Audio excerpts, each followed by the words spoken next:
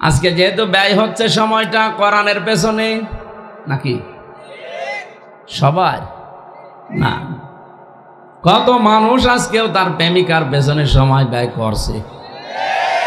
আপনি যদি বিশ্বাস না হয় রাস্তাঘাটে দেখেন, ওরা এখনো আল্লাহর নাম নিয়ে চালাচ্ছে না। আপনারা থামেন।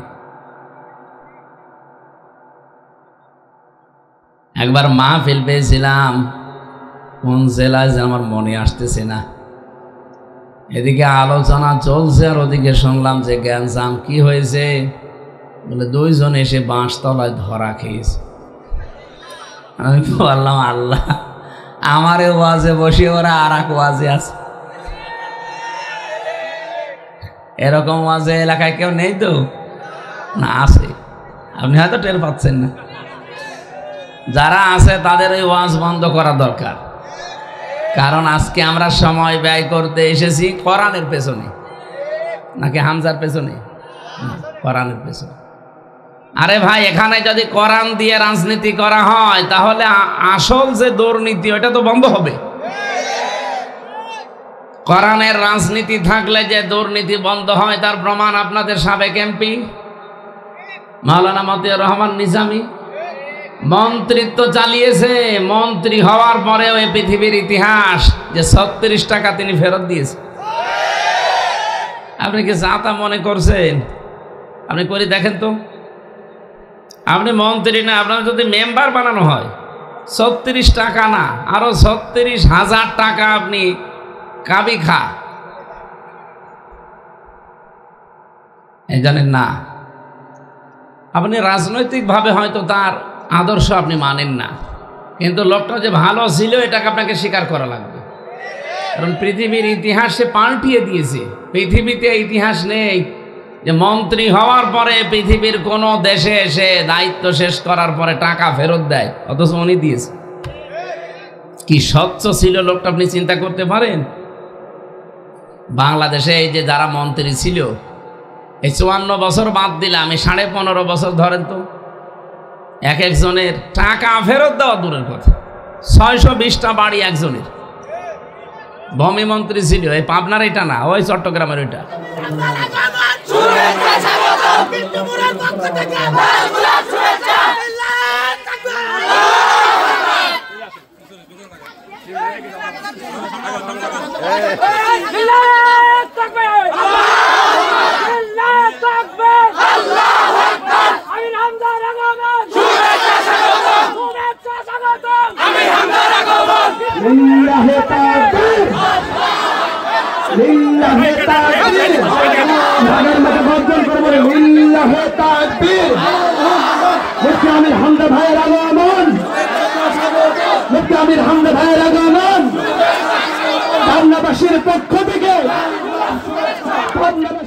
বাংলাদেশের ঐতিহ্যবাহী জেলা পাবনা, সাঁথিয়া উপজেলা, আতাইকলা থানার অন্তর্গত পশ্চিম কৃষ্ণপুর কবরস্থান দারুল কোরআন হাফিজিয়া মাদ্রাসা এতিমখানার উদ্যোগে প্রথম বাৎসরিক তাফসিরুল কোরআন মাহফিলের স্বনামধন্য সভাপতি প্রখ্যাত হাদিস বেত্তা মাওলানা মোহাম্মদ তৈয়ব আলী মুহাদ্দিস বোয়ালমারি কামিল মাদ্রাসা সাঁথিয়া দামাত বারকাতুহুমুল আলিয়া, আমিন। এ মাহফিলে এতক্ষণ যারা কথা বললেন, মাওলানা ইয়াসির আরাফাত কুষ্টিয়া, মাওলানা আব্দুল আলিম, প্রধান অতিথি শাইখুল মাশায়েখ,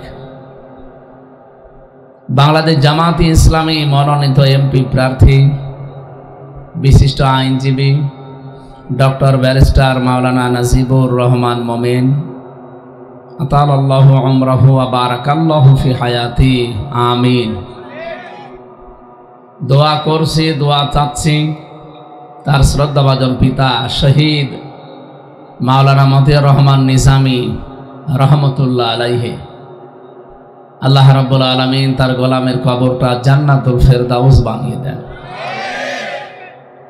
আরো একজনের জন্য দোয়া করছি, দোয়া চাচ্ছি, পাবনার কৃতি সন্তান প্রখ্যাত আলেমে দ্বীন,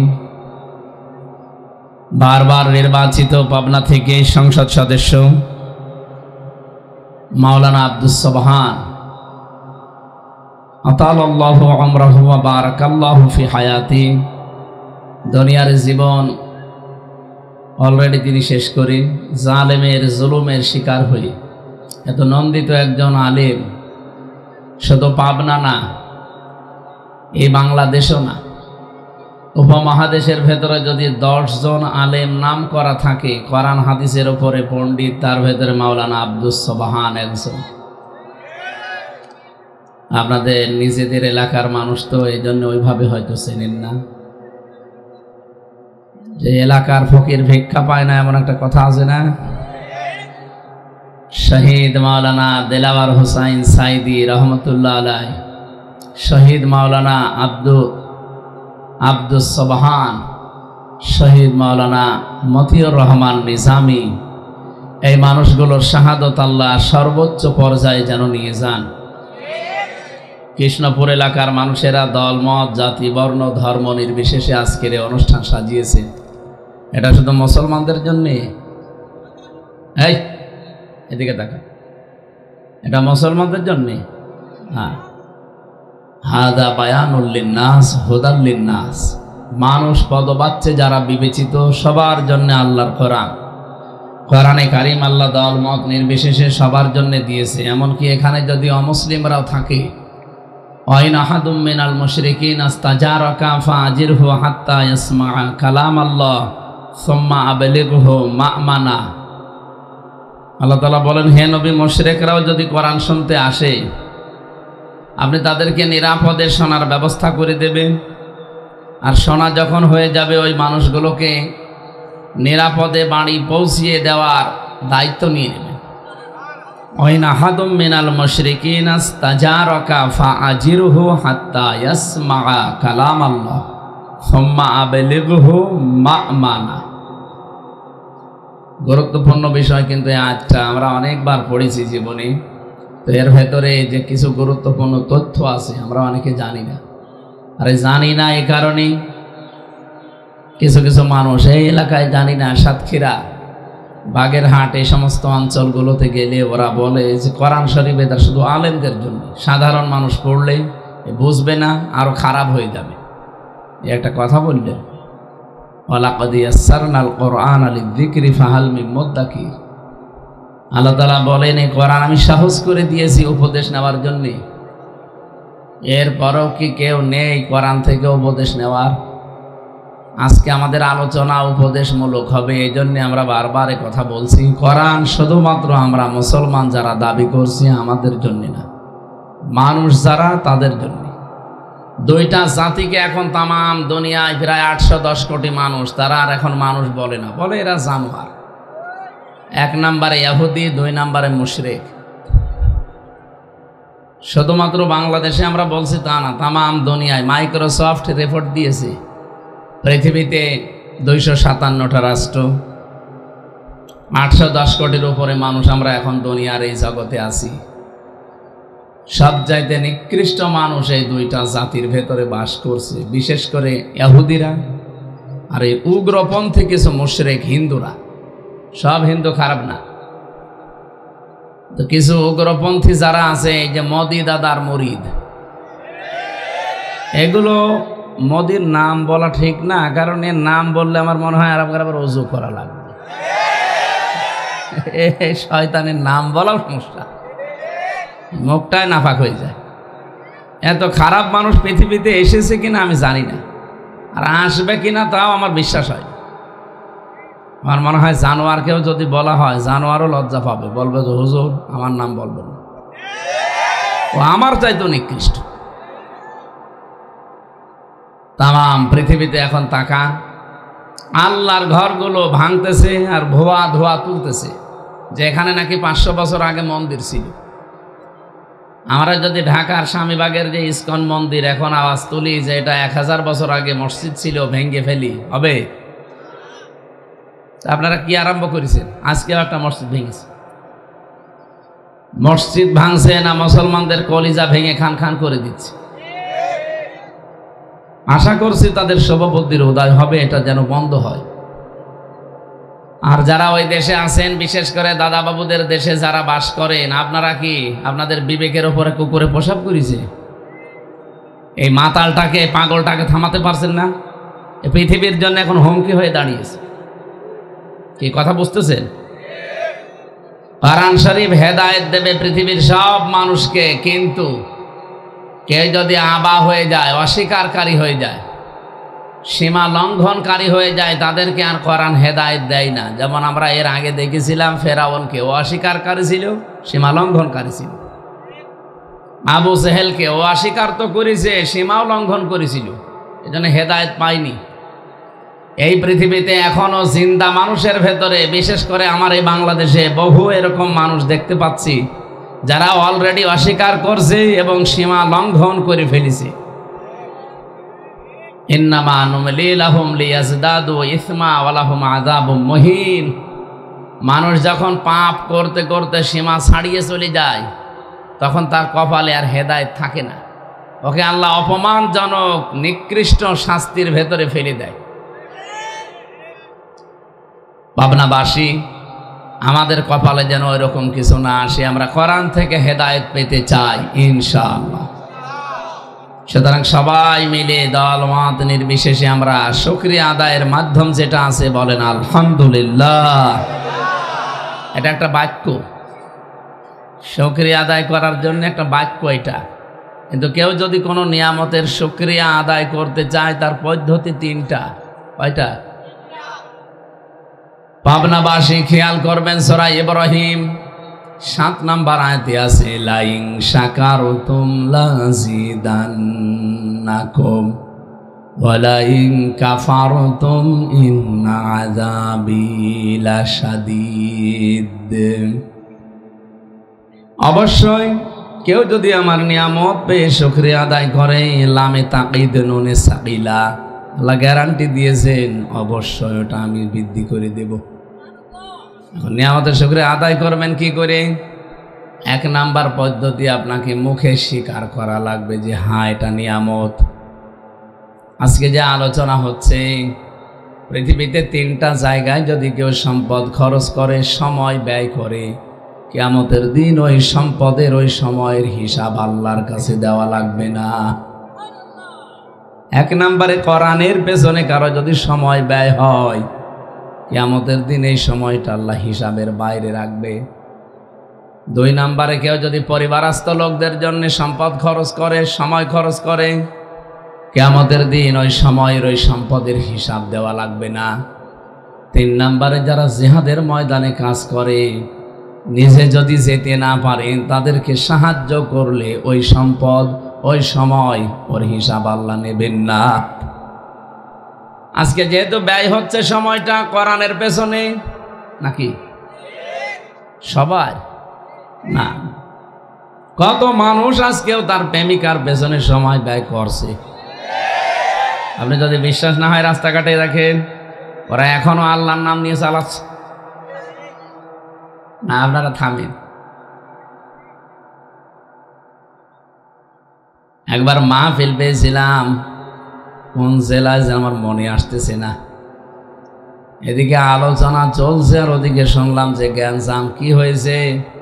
বলে 2 জন এসে বাঁশতলায় ধরা খেয়েছে। আমি বললাম আল্লাহ, আমারে ওয়াজে বসে ওরা আর এক ওয়াজে আছে। এরকম ওয়াজে এলাকায় কেউ নেই তো? না, আছে, আপনি হয়তো টের পাচ্ছেন না। যারা আছে তাদের ওই ওয়াজ বন্ধ করা দরকার। কারণ আজকে আমরা সময় ব্যয় করতে এসেছি কোরআনের পেছনে, নাকি হামজার পেছনে? কোরআনের পেছনে। কোরআনের পেছনে যদি সময় আপনি ব্যয় করেন, আপনি যেহেতু মনে করছেন যে এটা নিয়ামত, এটা নিয়ামত না। এখানে আসা বসা, শ্বাস প্রশ্বাসে নিঃশ্বাসে নেকি হচ্ছে। যদি কিছু নাও হয় তাও গোনা হচ্ছে না। অন্তত এই যে মাগরিব থেকে পর্যন্ত যারা বসে আছেন, কিছু যদি সওয়াব আল্লাহ নাও দেয়, একটাও গোনা হয়নি। হয়েছে? ওই হালকা পাতলা বিড়ি যারা খেয়েছে, হালকা গোনা হতে পারে। আর আমার মনে হয় এখানে কোনো বিড়িখোর আসেনি। 2-1টা যদি আসেও, তারা ওই খেতে আগে আবার চলে এসেছে। হ্যাঁ, এখনো যদি কারো নেশা লেগে থাকে, খেয়ে আবার চলে আসবে। অনেকে আবার চলে যাবেন, একেবারে চলে যান না। অন্তত আমরা ঘন্টাখানেক কথা বলি নাকি? তাহলে কে বুঝলাম আমরা যে কোরআনের পেছনে যেহেতু আমরা সময় ব্যয় করছি, এটা একটা নিয়ামত, আর এটা পৃথিবীর শ্রেষ্ঠ নিয়ামত। আফদালুল ইবাদাতি তিলাওয়াতুল কোরআন। সেই হিসাবে এই নিয়ামতটা আমরা স্বীকার করলাম নাকি? অনেকে স্বীকার করে না এখন। অনেকে মনে করে না এটা ওই জিনিস না, এখানে রাজনীতি হবে। আরে ভাই, এখানে যদি কোরআন দিয়ে রাজনীতি করা হয় তাহলে আসল যে দুর্নীতি ওটা তো বন্ধ হবে। কোরআনের রাজনীতি থাকলে যে দুর্নীতি বন্ধ হয় তার প্রমাণ আপনাদের সাবেক এমপি মাওলানা মতিয়ার রহমান নিজামী মন্ত্রিত্ব চালিয়েছে। মন্ত্রী হওয়ার পরেও এই পৃথিবীর ইতিহাস যে 36 টাকা তিনি ফেরত দিয়েছে। আপনি কি জাতা মনে করছেন? আপনি করে দেখেন তো। আপনি মন্ত্রী না, আপনার যদি মেম্বার বানানো হয় 36 টাকা না, আরো 36,000 টাকা আপনি কাবি খা। জানেন না, আপনি রাজনৈতিকভাবে হয়তো তার আদর্শ আপনি মানেন না, কিন্তু লোকটা যে ভালো ছিল এটাকে আপনাকে স্বীকার করা লাগবে। কারণ পৃথিবীর ইতিহাসে পাল্টিয়ে দিয়েছে। পৃথিবীতে ইতিহাস নেই যে মন্ত্রী হওয়ার পরে পৃথিবীর কোনো দেশে এসে দায়িত্ব শেষ করার পরে টাকা ফেরত দেয়, অথচ উনি দিয়েছে। কি স্বচ্ছ ছিল লোকটা, আপনি চিন্তা করতে পারেন? বাংলাদেশে এই যে যারা মন্ত্রী ছিল, এই 54 বছর বাদ দিলে আমি 15.5 বছর ধরেন তো, এক একজনের টাকা ফেরত দেওয়া দূরের কথা, 620টা বাড়ি একজনের। ভূমি মন্ত্রী ছিল, এই পাবনার এটা না, ওই চট্টগ্রামের ওইটা। কয়েকদিন আগে আমি গিয়েছিলাম মালয়েশিয়া, সিঙ্গাপুর, থাইল্যান্ড, এই দেশগুলোতে ঘুরছিলাম। যেই হোটেলে উঠি, হোটেলের নিচে নেমে দেখি 2 শয়তান বসে আছে। কি গো হুজুর, আমরা আগেই পালিয়েছি। আপনি পালাবেন কেন? আপনি পালালেন কেন? আপনার না 620টা বাড়ি, একটা বাড়িতেও তো থাকতে পারেন না। ওই দেশে ওরা সাহেব পাড়া বানিয়েছে, বেগম পাড়া বানিয়েছে কানাডায়, কেউ সেকেন্ড হোম বানিয়েছে, থাকতে পারে না, সব তালা লাগানো। থাকে কোথায়? হোটেলে। একজন আমার বলছিল, হুজুর দোয়া করে। দোয়া করো মানে? আপনার জন্য দোয়া আসবে? আমার কাছে দোয়া চাইলে বদ দোয়া আসবে? দোয়া চাওয়ার দরকার নেই, যেভাবে আসেন চুরি করে থাকেন। কয়দিন থাকা যায় এভাবে বলেন তো? একটা ঘরের ভেতরে মনে হচ্ছে জেলের ভেতরে আছে, বাইরে তো আসতে পারে না। মালয়েশিয়াতে বাংলাদেশের 20 লাখ বাঙালি আছে, ওরে যদি পায় না পিটিয়ে ভর্তা বানিয়ে ফেলবে। এই জন্য যারা চুরি ডাকাতি ছিনতাই করলেন, টাকা পাচার করলেন, কি অবস্থা তাদের জীবনে এখন। আর যা একটা আশা ছিল, এপ্রিলের 15 তারিখের পরে আশায় গুড়ে মারল। এই জন্য দৃশ্য পাল্টিয়ে গেছে। এ প্রশাসনে বই বুঝে ফেলেছে এরা যে আর ববু আসার সম্ভাবনা নেই। কারণ আমেরিকার উপমন্ত্রী যখন জামাতের আমিরের সাথে বৈঠক করছে, তারেক জিয়া, বেগম জিয়া যখন আমির জামাতের সাথে বৈঠক করছে লন্ডনে, তখন এ দেশে আর ও ববু আসবে না। বেকার ওর পেছনে স্লোগান দিয়ে পেছনে লাল হবে গোপালগঞ্জের মতো। দেখেননি গোপালগঞ্জে কি লাল হয়েছিল?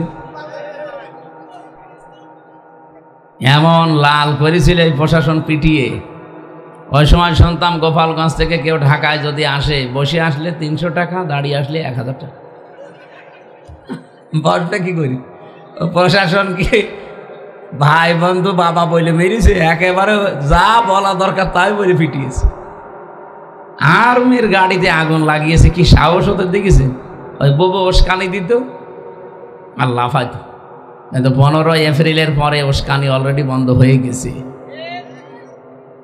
পৃথিবীর ইতিহাস এখন আর আগের গতিতে চলছে না।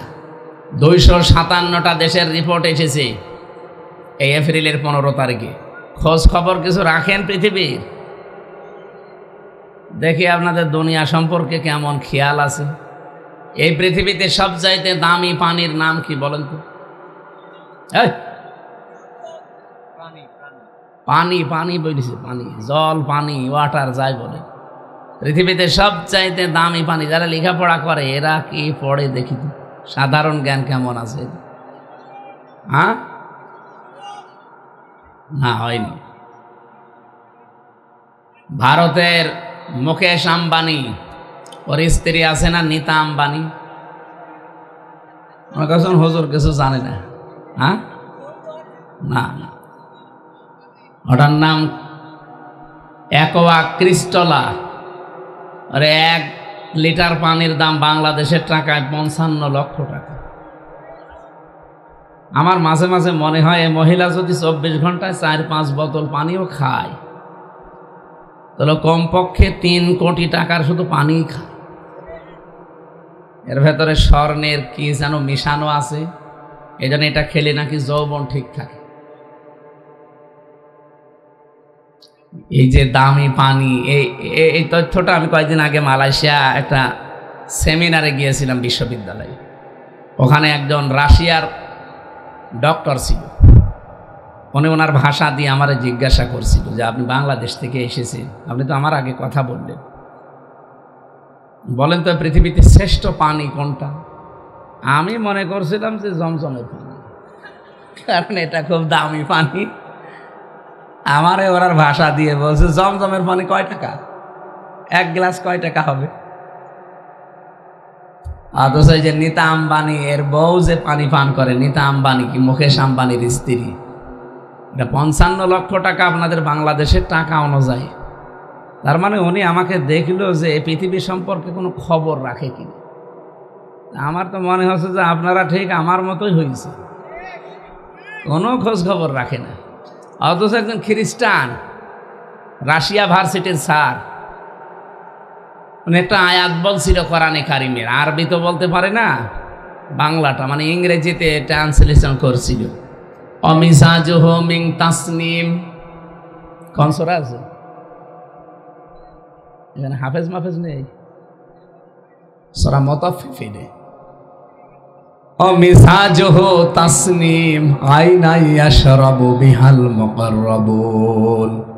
আল্লাহ বলেন যারা নিকটবর্তী হবে আমার এই নিকটতম নিকটবর্তী বান্দাদেরকে আমি তাসনিম পান করাবো।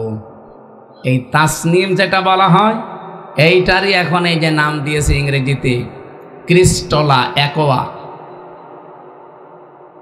সম্মানিত ভাইরা, দুনিয়া সম্পর্কে একটু খোঁজ খবর রাখা লাগবে। এপ্রিলের 15 তারিখে 257টা দেশের রিপোর্ট দিয়েছে খ্রিস্টান মাইক্রোসফট থেকে। পৃথিবীতে বাংলাদেশের রিপোর্ট হচ্ছে আগস্টের 5 তারিখের আগে এই দেশে মানুষ 100 জনের মাত্র 15 জন বলতো আমরা রাষ্ট্রীয়ভাবে দেশে ইসলাম চাই। কতজন? মাত্র 15 জন 100 জনে, তার ভেতরে এই লোকটা হবে একজন। কি আপনি রাষ্ট্রীয়ভাবে ইসলাম চান না? হ্যাঁ, চান না? হ্যাঁ, তার মানে 100 জনের মাত্র 15 জন, উনি একজন। 15 তারিখের পরে এখন রিপোর্ট এসেছে এই দেশে এখন 100 জনের 77 জন মানুষ বলছে আমরা রাষ্ট্রীয়ভাবে ইসলাম চাই। এখানে যদি জরিপ চালান, আমার মনে হয় শুধু পুলিশ বাদ দিয়ে সবাই বলবে, পুলিশও বলবে। হ্যাঁ, পুলিশও এখন আর আগে 5 তারিখের আগে নেই, এখন পুলিশও পাল্টিয়ে গেছে। যদিও এই পোশাকটা দেখলে এখনো অনেকে এখনো পর্যন্ত ওই আগের ওই না, এখন আর নেই। ওরা 15 তারিখের পরে দেখেননি কামরুল টাকরে পেছনে হাত বেঁধে হ্যান্ডকাপ লাগিয়ে দিয়েছে, অথচ কয়েকদিন আগে কামরুল টাকের গরমে 2 হাত দূরে থাকত। এখন ওরা বুঝে ফেলেছে যে টাক টোকের আর কোনো কাজ নেই, যা অপরাধ করেছে এদের এখন শাস্তি দেওয়া লাগবে। আমরা যা দেখতে পাই আন্দাজে না, যেহেতু 100 জনের 77 জন মানুষ 8.5 মাসের ভেতরে অলরেডি এ পর্যায়ে এসেছে। আর কিছুদিন যেতে দিন, এদেশে 100 জনের 100 জন মানুষ বলতে বাধ্য হবে যে আমরা এদেশে ইসলাম রাষ্ট্রীয়ভাবে চাই। গোবিন্দ পরামানিক কয়েকদিন আগে বলছে যে এদেশে যদি ইসলাম আসে তাহলে আমরা অন্য ধর্মে যারা আছি সবচাইতে বেশি নিরাপদে থাকব। একটা হিন্দু যদি এ কথা বলে তাহলে আমরা মুসলমান। দাদা তো আর এমনি ডক্টর ইউনূসকে দেখে হাত জোড় করে না যে বাবা আপনি আমার বাবা। ওরা গরুকে তাই মা বলে ডাকে, আর ইউনূসকে তো বাবা বলে ডাকবে, কারণ ইউনূস যে খেলা দেখিয়েছে সত্যিই যদি এখন চীন এবং তুরস্ক, পাকিস্তান এই কেন্দ্রিক, সৌদি আরব, ইন্ডিয়া, রাশিয়া এই কেন্দ্রিক বাদ দিয়ে যদি এই কেন্দ্রিক দেশে ব্যবসা বাণিজ্য আরম্ভ হয় না, আমার মনে হয় দাদা স্টক করে পটল তুলব। যে উদ্যোগগুলো হাতে নিয়েছে একটু দৃশ্যমান হোক, দেশের প্লট পাল্টিয়ে যাবে ইনশাআল্লাহ। আর এর সাথে যদি সামনে কোরআনে কারিম যুক্ত হয়, সোনায় সোহাগা হয়ে যাবে। আমার ভাইরা, এবার একটা আশার সঞ্চার করছে। যদিও এখানে যারা আলেম ওলামা আছে, এখানে দাঁড়িয়ে আছে, আরো অ্যাক্টিভ ভাবে শুনছি একটা, যারা আলেম ওলামা আছেন তারা এভাবে পড়েছেন কিনা আমি জানি না। আমার মনে হয় এভাবে আপনারা পড়েননি। দেখেন আপনি মিলাতে পারেন কিনা। রব্বুল আলামিন সূরা আলাম নাশরাহ লাকা সাদরাক যে সূরাটা আছে এর 5 এবং 6 নাম্বার আয়াতে জানিয়েছেন, ফা ইন্না মা'আল উসরি ইসরা, ইন্না মা'আল উসরি ইসরা। আপনি একটু খেয়াল করে দেখেন আয়াতটার দিকে। আমিও সারা জীবন সে জন্মের পর থেকে পড়তেছি, কিন্তু না, আমি এতদিনও বুঝি নাই। একটু চিন্তা ভাবনা দিলাম এর ভেতরে, দেখি কি বের করা যায়। দেখি উসরুন এ শব্দের আগে আল্লাহ আলিফ লাম দিয়েছেন, এর আগে মা দিয়েছেন, এর আগে ইন্না দিয়েছেন, এর আগে ফা দিয়েছেন। চিন্তা করেছিলাম উসরুন ইসরুন এতটুকু বললে আমরা বুঝে ফেলতাম। এতগুলো শব্দ আল্লাহ আগে লাগালেন, সব চাইতে গুরুত্বপূর্ণ এই মাটা। মার আগে যদি কোনো শব্দের প্রথমে আলিফ লাম ব্যবহার করা হয়, আলিফ লাম যেহেতু 4 প্রকার, এখানে আল্লাহ যে প্রকার দিয়েছেন তার নাম মারেফা, নির্দিষ্টকরণ। আল্লাহ কষ্টের আগে আলিফ লাম দিয়ে নির্দিষ্ট করে জানাতে চেয়েছেন পৃথিবীর মানুষেরা, দুনিয়ায় যদি কেউ একটা কষ্ট সহ্য করো, কষ্টের সাথে সাথে আমি আল্লাহ কমপক্ষে 10 থেকে 70 থেকে 700 গুণ পর্যন্ত সওয়াব, কল্যাণ, সুখ, শান্তি মিলিয়ে দিয়ে, না এখনো হয়নি, আগে শেষ হোক। এখানে কষ্টের আগে দেখলাম আলিফ লাম দিয়ে নির্দিষ্ট করা, কিন্তু সুখের আগে আল্লাহ আলিফ লাম দেয়নি। ইসরার আগে আপনি আলিফ লাম পাবেন না, এটা অনির্দিষ্ট, এটা মারিফা নাই, না কিরা। এটা আমার ছোট্ট মাথার ভেতর এটা ধরা পড়েছে অলরেডি। এই কোরআনে যেহেতু আল্লাহ এর আগে জানিয়েছেন, মান জাবিল হাসানাতি ফালাহু আশরু আমসালিহা, কোন মানুষ যদি দুনিয়ায় একটা ভালো কাজ করে, একটা ভালো কাজের জন্য কমপক্ষে তারে আমি 10 গুণ বৃদ্ধি করে দেই। কত গুণ বলেন বলেন? এখানে যদি আপনি একটা কষ্ট সহ্য করেন, ওই কষ্টের সাথে সাথে কমপক্ষে আপনাকে কমপক্ষে 10টা, সর্বঊর্ধ্বে 700, আর মাঝে আছে 70। যেহেতু বিগয়রি হিসাব আছে, কত দেবে এটা আল্লাহ জানে, এটা ওইগুলো বললাম না, অন্তত 10 বলি অথবা 70 বলতে পারি।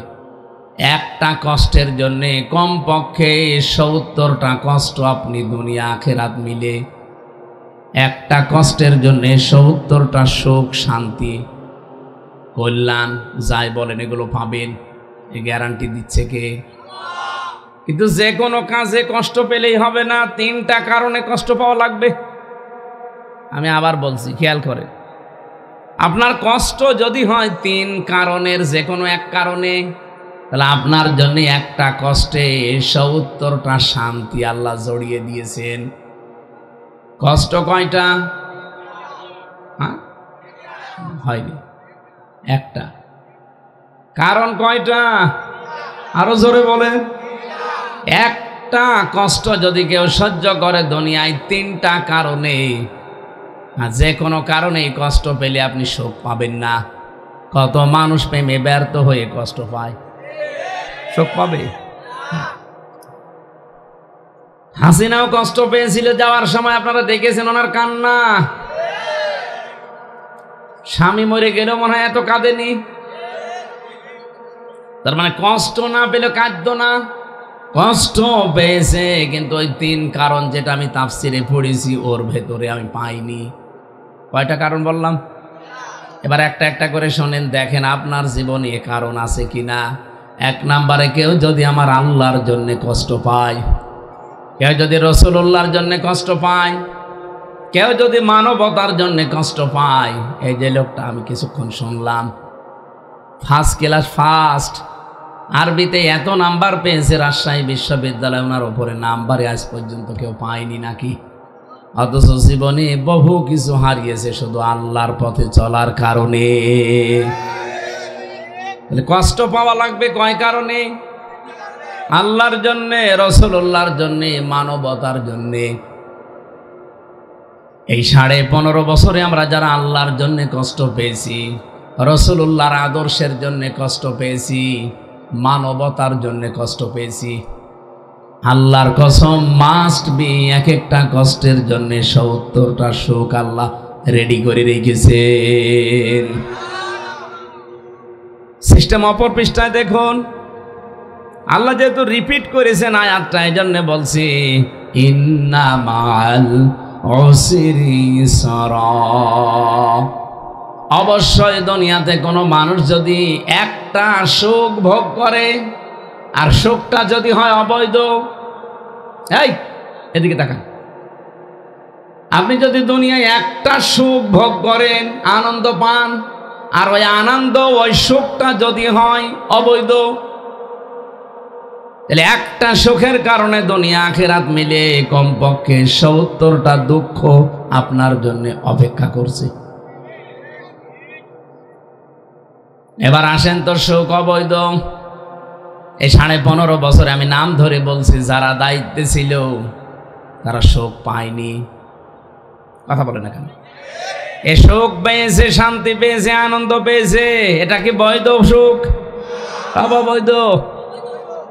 কারণ যারা চেয়ারে ছিল ওই চেয়ারে বসে সুখ পেয়েছে, চেয়ারই তো বৈধ না।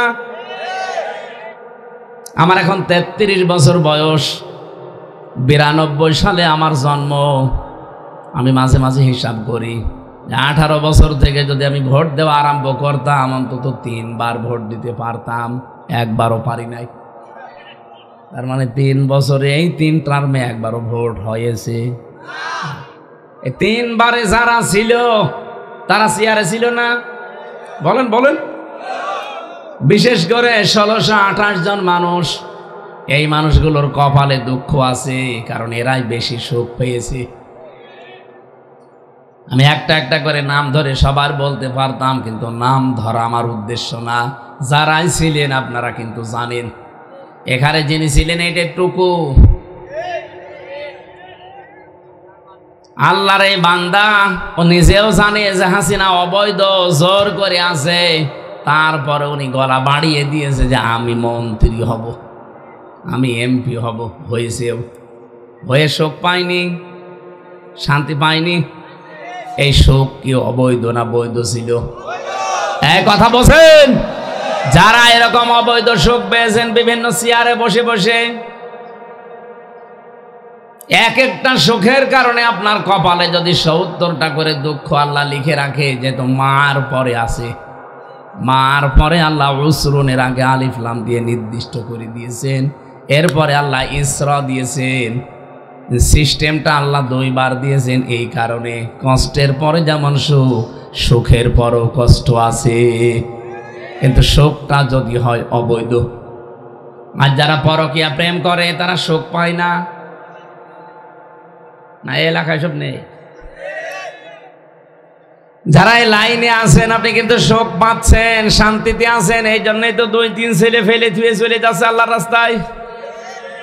সুতরাং সুখ যারা পান পরকীয়া প্রেম করে, এটা কি বৈধ সুখ না অবৈধ? বলেন বলেন। এটা বুঝেছেন তো নাকি? এরকম অবৈধ সুখে যারা আছেন, এই মুহূর্তে তওবা করেন যে এরকম কাজে আমি আর থাকবো না। হাত তোলেন।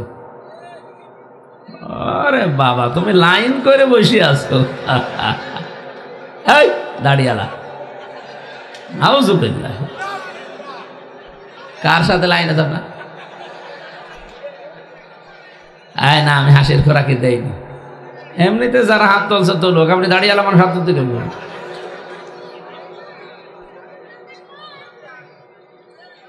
মেয়েদের ভেতরে এই স্বভাবটা এখন বেশি দেখতে পাচ্ছি। আপনি ইন্টারনেট দেখেন, প্রতিদিন বাংলাদেশের বিভিন্ন জেলাতে, আর এগুলো সব চাইতে বেশি নোয়াখালী এলাকায়, ওদের যৌবন মনে হয় বেশি। 2-3টা ছেলে রেখে চলে যাচ্ছে আর একজনের সাথে, যে বলছে আমি অনশন করলাম, আমারে বিয়ে না করলে আমি মরে যাব। তুই মরে যাওয়াই ভালো, তোর বেশি থেকে দরকার কি? বৈধ স্বামী আছে, এরপরও যারা 2-3টা ছেলে মেয়ে রেখে চলে যাচ্ছে আলাদা জনের সাথে, একে মহিলা বলা যায়? কলঙ্ক একটা। এরা সুখ অবশ্যই কিছু না কিছু আগে পেয়েছে, নাই তো যেত না। কথা বলো না কেন? এরকম কোন সুখ পায়নি তারা। এই অবৈধ সুখ যারা পেয়েছেন, এই সুখের কারণে এবার আপনি এক একটা সুখে, যেহেতু অবৈধ সুখ ছিল, ৭০টা করে দুঃখ আপনার সামনে অপেক্ষা করছে। এই 15.5 বছরে যারা অবৈধ সুখ ভোগ করেছেন, 50টা না করেনি, অন্তত 50টা সুখ যদি ভোগ করে থাকেন, বলেন তো এক একটা সুখে ৭০টা, 50টায় কয়টা? হট, কিসের হিসাব করেন আপনি? 550 মানে 3500, 3500 হবে না? তাহলে 3500 দুঃখ, কষ্ট, অকল্যাণ, অপমান আপনার জন্য আল্লাহ রেডি করে রেখেছেন। এই জন্যই তো হাসিনার কপাল খারাপ, এত সুখ পেয়েছে, ওর সুখের হিসাব নেই। এক একটাই যদি ৭০টা হয়, আপনি হিসাব করে দেখেন, ও কব্বরে চলে যাবে। তারপরও আর চট করে ঢুকে পড়ার মতো কায়দা নেই, কারণ এতগুলো অপমান, অপদস্থ, অশান্তি, দুঃখ আপনি পাবেন, তারপরে তো সুখ। তাহলে তো কোরআন শরীফ ঝামেলা হয়ে যাবে। আমি কথা বোঝাতে পেরেছি কিনা বলেন? সুতরাং অবৈধ সুখ আর সামনে যেন কেউ না পায়। অনেকে আবারও ফের অবৈধ সুখ পাওয়ার জন্য চেষ্টা করছে, যে আমি কিচ্ছু চাই না। কি চান? নির্বাচন চাই। আরে ভাই, নির্বাচন তো আমিও চাই, কিন্তু 2732 জন মানুষ মরে গেল, এদের জীবনের কোনো দাম নেই। তারা যে উদ্দেশ্য অন্তত জীবনটা দিয়ে গেল, তাদের সে উদ্দেশ্য আগে সফল করেন। তারা সংস্কার চেয়েছিল। আমরা চাই, বারবার বলেছি, যারা দায়িত্বে আছেন, 1628 জন মানুষ এখনো পর্যন্ত ওই চেয়ারে আছে যারা 15.5 বছর ছিল। এইগুলোকে পাল্টান। এগুলো সব হয় জালেম, নয় জালেমদের দোষ। ওই পাবনারটা গেছে কুষ্টিয়ায়, কুষ্টিয়ারটা এসেছে কুড়িগ্রাম, এইভাবে। তাছাড়া জিনিস একই আছে। এই মালগুলো সব পাল্টাতে হবে। যারা এতদিন বৈষম্যের শিকার ছিল, তাদেরকে নিয়ে এসে চেয়ারগুলোতে বসান। কালকে নির্বাচন দিয়ে দেন, কোনো অসুবিধা নেই। কিছুই চাই না উনি। কি চান? বাবা নির্বাচন চায়। নির্বাচন আমি দিয়ে করবো কি? হয়তো আবার ওই আগের ভোট, দিনের ভোট রাতে হয়ে যাবে। এই কথা বলছে না কেন? এখানে আমি আমার বাংলায় বলছি, ভাই সংস্কার না করে দিলে আমি জানি যে আবার ওইটাই হবে। নির্বাচন আপনাদের চাইতে আমি আরো বেশি চাই, কারণ যতদিন প্রতিনিধিদের হাতে দেশের ক্ষমতা নির্বাচিত প্রতিনিধির হাতে দেওয়া না হবে, যারা পালিয়েছে ওদের ষড়যন্ত্র ততদিন থামবে না। কারণ ওরা বিশাল একটা ধাক্কা খেয়েছে, ওরা জীবনে কল্পনাও করে না এরকম হোঁচট খাবো। বাইরের দেশগুলো দেশে গোপনে গোপনে একটু দেখা করে দোয়া চাওয়ার জন্য বললাম, ওই যে দেখা হয়। আমার কাছে দোয়া চেন না, শেষে বদদোয়া বেরিয়ে যাবে, কারণ আমি নিজে ভিকটিম। 3টা বছর আমার সাথে যা করেছেন, আমি যদি দোষ করতাম, আমার শাস্তি দিলে আমি মেনে নিতাম। এমন একটা মামলায় 3 বছর ফাঁসির কন্ডেম সেলের ভেতরে আমারে রেখে দিলেন। ও ছাতা জীবনে আমি কোনোদিন নামই শুনি নাই। আমারে মামলা দিয়েছিল আনসারুল্লাহ বাংলা টিমের প্রধান, কি সেটা আমি জানি না।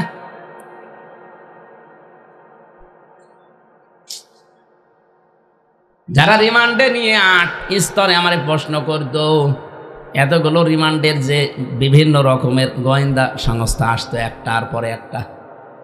এসে জিজ্ঞাসা করতো, হুজুর এটা জানেন? আমি জানবো কি করে, জীবনেতে আপনার কাছে শুনলাম। ওরা মানে নিজেরাও বলতো যে আপনি কিছু জানেন না, আমরাও জানি, কিন্তু উপরওয়ালার নির্দেশ। আজ বাংলাদেশের প্রশাসনের উপরে এখনো সাধারণ মানুষের রাগ। এই পোশাক এদের জন্য না, শুধুমাত্র উপরওয়ালা কিছু কুলাঙ্গার ছিল তাদের জন্য মানুষ এখনো এদেরকে দেখতে পারে না। এই মানুষগুলোকে লাঠিয়াল বাহিনী হিসাবে ব্যবহার করেছে এই কিছু উপরের অফিসার ছিল, এই কুলাঙ্গার এগুলো।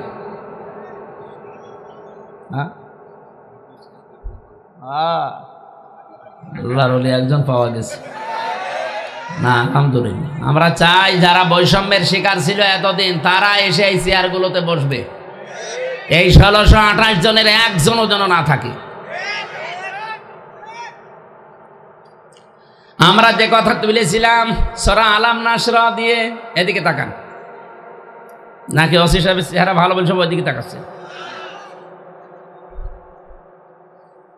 একটা অবৈধ সুখ যদি দুনিয়ায় কেউ ভোগ করেন, আল্লাহর কসম, আল্লাহ নিজে যেহেতু জানিয়েছে এটা মিথ্যা হবে না, দুনিয়া আখিরাত মিলে আপনাকে আল্লাহ 70টা দুঃখ ভোগ করাবে।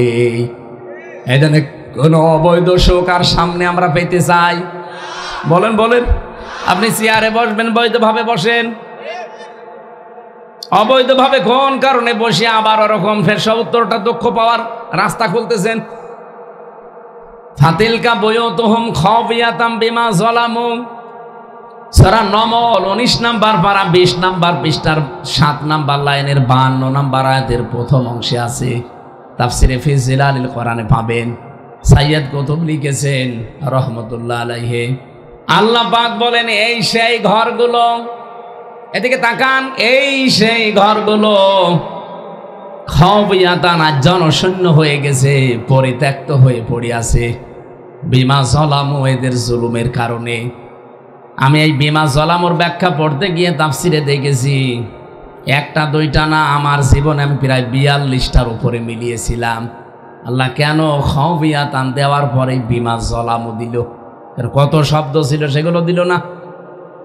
মুফাসসিরিন ইকরাম ব্যাখ্যা করতে গিয়ে লিখেছেন এটা পৃথিবীতে সত্যি যারা জুলুম করে ওই জুলুমের জায়গা পর্যন্ত আল্লাহর কাছে অভিশপ্ত হয়ে যায়। জালেমকে তো আল্লাহ ঘৃণা করে, এবং যে জায়গায় জুলুম করা হয় জায়গা পর্যন্ত আল্লাহর কাছে কালার হয়ে যায়। এই জন্য জায়গা আল্লাহ উজাড় গৃহ বানিয়ে দেয়।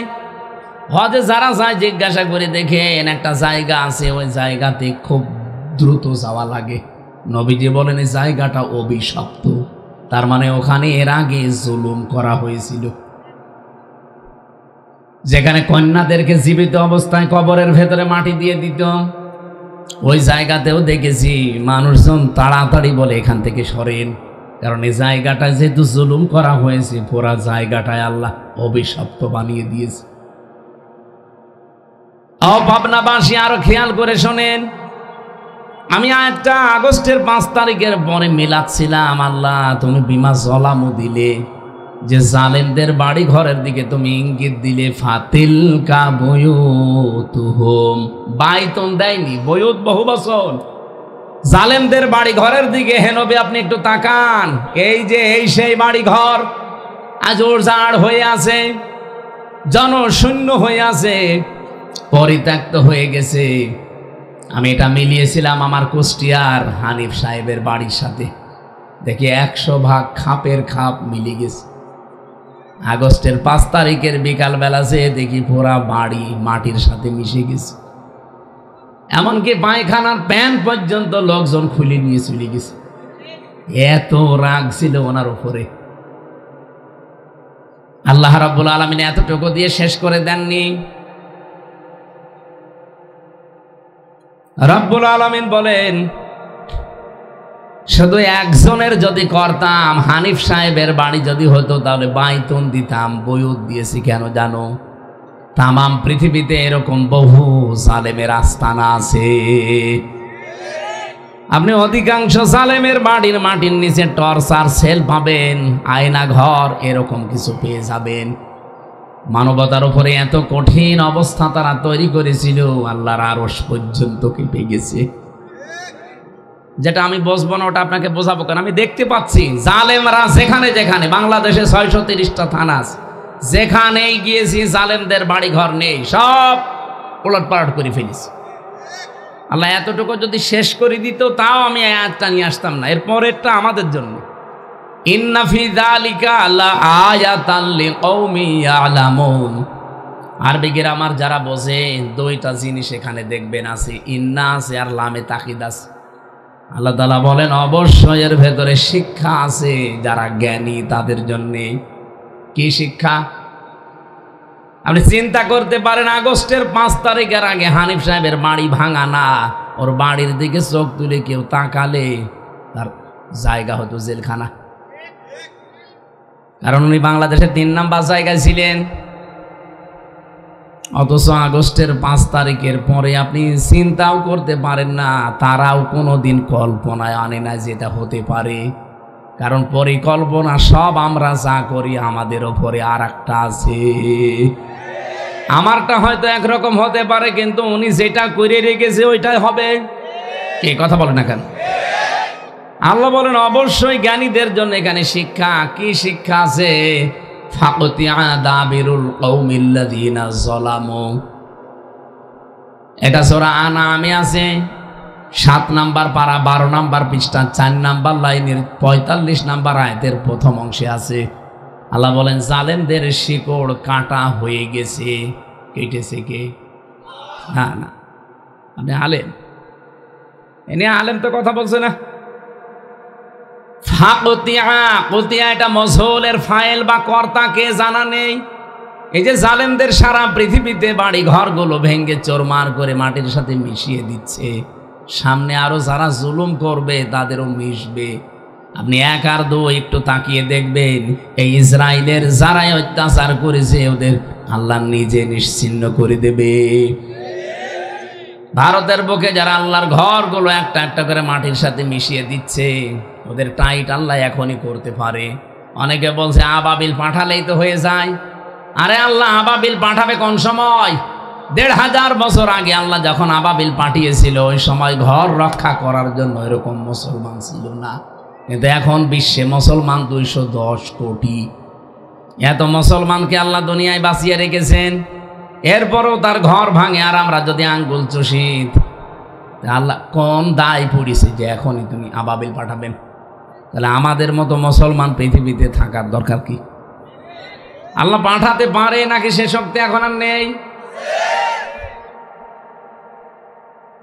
যেটা বলতে চাই এখান থেকে, জালেমদের শিকড় যেহেতু কাটা হয়ে গেছে, কে কেটেছে কেউ জানে না। প্রশাসনের লোক আছে, এখন যদি কুষ্টিয়ার সদর থানায় মামলা দিতে যান যে হানিফের বাড়ি ভেঙেছে, কে ভেঙেছে কেউ জানে না। হ্যাঁ, কেউ জানে না। অথচ জিনিসপত্র একটাও নেই। বললাম পায়খানার প্যানও খুলে নিয়ে চলে গেছে।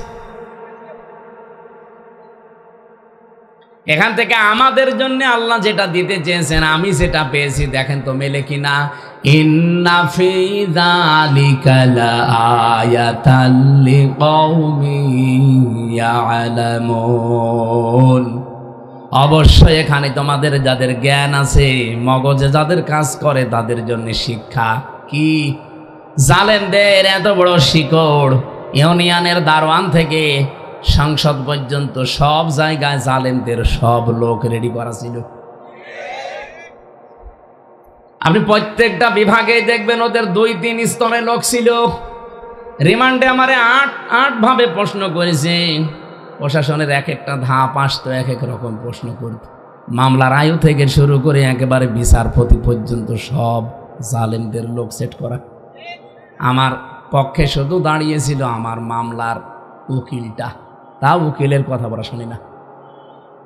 মামলার আয়ু ওদের, পিপি ওদের, রিমান্ডে নেবে ওদের, সাক্ষী ওদের, যে জজ ওদের, বিচারপতি ওদের, একটা একটা করে যা করবে সব ওদের। আমার শুধু একজন উকিল, ও উকিলের কথা শুনলেও চলে, না শুনলেও চলে।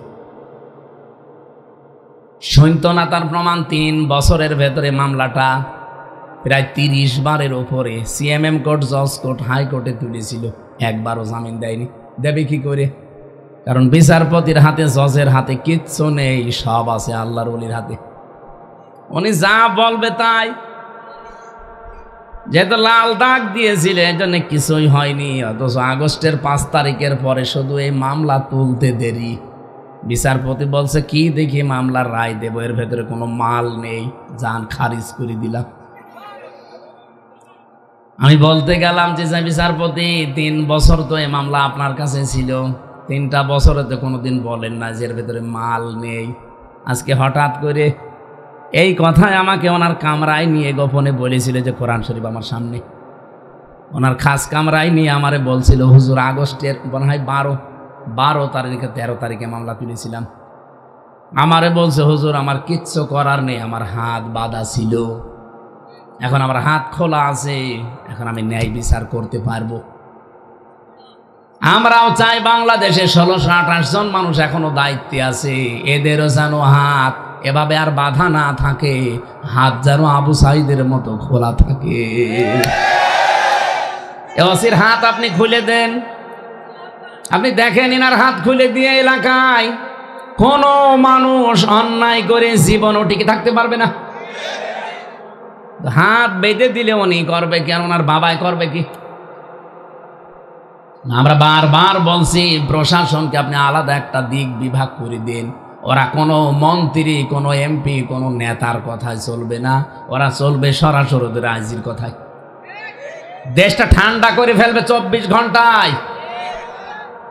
কিসের শেষরা চোর আর কিসের বড় চোর, কিসের চাঁদাবাজি, কিসের ডাকাতি, ওদের হাতে যা দিয়েছে না ডান্ডা মেরে এখন ঠান্ডা বানিয়ে ফেলবে।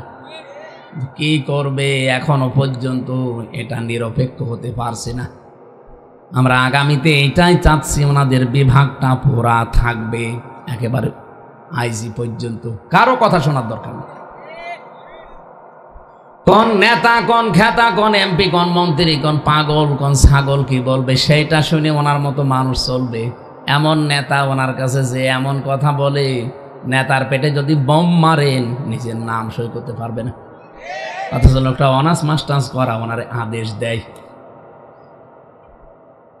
আমি আবার বলছি বারবার, আমি আমির জামাতকেও বলেছি যে যারা দায়িত্বে আছে এদেরকে বলেন প্রশাসনকে সামনে যেন ওদের বিভাগটা পুরা আলাদা, ওরা সরাসরি মেনে চলবে ওদের আইজির কথা, আর কারো কথা শোনার দরকার নেই। দেশটাতে ন্যায় বিচার প্রতিষ্ঠার জন্য প্রশাসনই একমাত্র মুখ্য বিষয়, এটাকে আমরা আজ বেঁধে রেখেছিলাম আর দলীয়করণ করেছিলাম, এই জন্য শান্তি দেখতে পাননি। অথচ এদের মর্যাদা দাম এত বেশি, এরা আছে বলে আমি বলছি আল্লাহর কসম না, হযরত ওমর এই পুলিশ প্রশাসন বানিয়েছে, পুলিশ প্রশাসন এটা বানিয়েছে হযরত ওমর। 2টা চোখ নবীজি বলেন যে জাহান্নামে আল্লাহ দেবে না, তার ভেতরে প্রশাসনের পুলিশ আর বিডিআর, যারা মানুষের জান মাল ইজ্জত আবরু হেফাজতের জন্য রাত জেগে পাহারা দেয়, তাদের ভেতরে এরা না। আপনি রাত 2টায়, এই যে 12টায় এখন বাড়ি যাব, 2-3 জায়গায় দেখবেন পাহারাদার বসে আছে। এই জন্য রাস্তায় রাতে গেলে 3টা জিনিস দেখা যায়, হয় বক্তা, নাই কুত্তা, নাই পুলিশ। এই যে রাত জেগে জেগে এরা পাহারা দিচ্ছে বলে এখনো চলাফেরা করা যাচ্ছে, ওরা যদি নিউট্রাল হয়ে যায় এ দেশ বসবাসের অযোগ্য হয়ে যাবে। 3 দিন কি অবস্থা ছিল দেখেছেন? আর 2 নম্বরে যারা গভীর রজনীতে মহান আল্লাহর ভয়ে উঠে কন্দন করে নিজের অপরাধের কারণে, এই 2টা চোখকে আল্লাহ কিয়ামতের দিন আর যাই করুক জাহান্নামে দেবে না। বাংলার প্রশাসনকে হযরত ওমর যেভাবে বানিয়েছিলেন আল্লাহ যেন ওই জায়গায় পৌঁছিয়ে দেন, বলেন আমিন। এদের দায়িত্বগুলো পুরাটা জনগণের জন্য, যেহেতু পুরাটাই আল্লাহ যেন জাহান্নাম থেকে মুক্তির কারণ বানিয়ে দেয়। আমার ভাইরা, যেহেতু রাত গভীর হয়ে যাচ্ছে, আমি আনুষঙ্গিক কিছু বলতে চাই না, একবারে যে তেলাওয়াতকৃত আয়াতের তাফসিরে দিতে যাচ্ছি। সূরা মুলক 2 নম্বর আয়াতটা পড়েছি। এই আয়াত সম্পর্কে এত তথ্য আমার এই মাথার ভেতরে আল্লাহ দিয়ে দিয়েছেন, সারা জীবন যদি আয়াত নিয়ে তাফসির করা হয় আমার জীবন শেষ হয়ে যাবে, এই কথাগুলো শেষ হবে না। যেহেতু হেদায়েতমূলক কথা বলবো আগে আমি জানিয়েছি, ওইভাবে আমি আরম্ভ করছি। জবান খুলে কোরআনের সোনালী আয়াত থেকে কিছু নেওয়ার জন্য পড়েন, আউযু বিল্লাহি মিনাশ শাইতানির রাজিম, বিসমিল্লাহির রহমানির রহিম, আল্লাযী খালাকাল মাউতা ওয়াল হায়াতা লিয়াবলুয়াকুম আইয়ুকুম আহসানু আমালা হুয়াল আজিজুল গফুর। সূরা মুলক, কোন সূরা? মুলক মানে রাজত্ব। কয়েকটা শিরকে আয়াত থেকে আমরা আজকে বের করব। এইদিকে তাকান, যে চলে যাচ্ছে যাক, জরুরি থাকলে তো যাবে। যারা বসে আছেন শোনার জন্য এদিকে তাকান। মুলক মানে কি বললাম? রাজত্ব। বলেন বলেন। এখানে 30টা আয়াত আছে। আমার আল্লাহ 30টা আয়াত সম্বলিত এই সূরাটা দিয়েছেন। কিছু ফজিলতের কথা কয়েকটা বলি নেই। কেউ যদি সূরা মুলক বিশ্বাস করে ঘুমানোর আগে প্রতিদিন একবার করে পড়ে, এই নিয়তে যে এর ভেতরে আল্লাহর 30টা ক্ষমতার কথা আছে, তাহলে মরণের পরে কবরে দিলে ওর কবরের আযাব আল্লাহ বলেন মাফ। এজন্য এই আয়াতটার আমল শুরু করবেন আজকে থেকে। সময় পেলে ঘুমানোর আগে, খুব বেশি হলো মুখস্থ থাকলে 3-4 মিনিট লাগবে, বেশি সময় লাগার কথা না। কবরের আযাব থেকে আল্লাহ মুক্তি দেওয়ার জন্যে সূরা মুলক পড়েছি আমরা। মুলক মানে যেহেতু রাজত্ব, এই বিশ্বাস এখন থেকে বদ্ধমূল করা লাগবে। আর রাজত্বের মালিক আমেরিকা না, ভারত না, কে? অনেকে কিন্তু এটা মনে করে যে না, ভারত যা বলবে তাই হবে। সে তারিখ গুজরিয়ে গেছে। কি কথা বলে না কেন? আমেরিকা যা করবে আমার জন্য তাই হবে না। তাহলে আপনার ঈমান, আমাদের তো আর ওদের মতো দুনিয়ার জীবনই শেষ না, আর একটা জীবন আছে। এই জন্য আমাদের উচিত হবে এই মুহূর্ত থেকে আকীদা সাফ করা। বিশ্বাস যাদের ভেতরে উলট পালট আছে ও তারা যেন পরিষ্কার করে নেয়। ক্ষমতায় দিতে পারে শুধুমাত্র জনগণ। কে? বলেন বলেন। কুলিল্লাহুম্মা মালিকাল মুলকি তুতিল মুলকা মান তাশা।